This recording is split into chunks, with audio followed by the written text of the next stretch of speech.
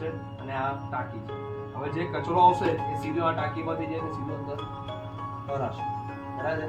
આ ફિલ્ટર છે એના માટે કે તમારા મોટરમાં કચરો ના જાય એના માટે આ ફિલ્ટર આપેલું છે. એને આમ ભરી દીધું. આ બીજું ફિલ્ટર છે, ડબલ ફિલ્ટર કે મોટરની અંદર પાછળ બીજો હજુ બી બારીક કચરો હોય ને, જીનો કચરો જે આમાંથી બહાર નીકળી શકે. ધારો કે તમારું ફાટી ગયું છે કે બી અંદર એને ઘૂસી જશે તો એનું મોટરનું સીધું ના ઘૂસી એના મોટરને પાડી નાખશે.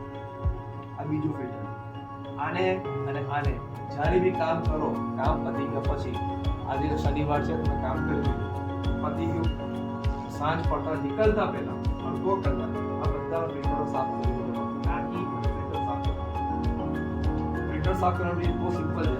આને પ્લગમાં લગાડી, બરાબર છે, અહીંયા બ્લોઅરમાં લગાડી, આ પાઇપને બ્લોઅરમાં લગાડી દેવાનો અને ફિલ્ટર હંમેશા બ્લો કરો. બાથરૂમમાં હા કે ગમે તમારી કોઈ જગ્યા હોય જ્યાં તમે બ્લો કરી શકતા ના કરી શકતા હોય તો તમે છટકી આવી હાલતમાં હશે તો ફિલ્ટર ખરાબ થશે. ફિલ્ટર ખરાબ થશે તો મોટર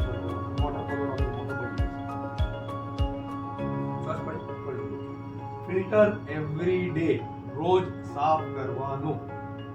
કામ પતી જાય એટલે સાફ કરીને મૂકી દેવાનું. સુપરવાઇઝર કોઈ બી હોય તેની જિમ્મેદારી છે કે ચેક કરે કે ભાઈ બધાના ફિલ્ટરો સાફ છે કે નહીં, તો જ બધાને રજા આપે. તો રજા નહીં આપે. પારુલ છે, પારુલે સાફ કર્યું, આજે વેક્યુમ વાપર્યું, બરાબર છે, બરાબર. અને એમને એમ લાગ્યું કે મેં આ પતી ગયું મારું કામ. તમારી જિમ્મેદારી છે કે